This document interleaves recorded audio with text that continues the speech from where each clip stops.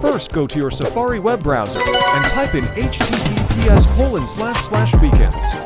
AI specs. Now go to the DNS section and install ADNS. I suggest installing COIT DNS. Allow this, and now go to Settings. Type VPN in Settings and go to VPN Device Management. Now go to Downloaded Profile and install the DNS. Now go back to Safari and go to Direct Installs.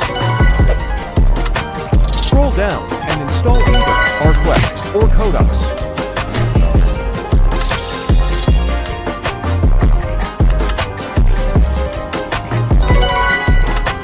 Once the loop link loaded up, go ahead and do the loop link.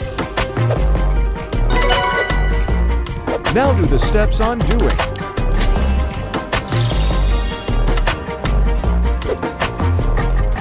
Basically, click on the button and a new tab will be opened.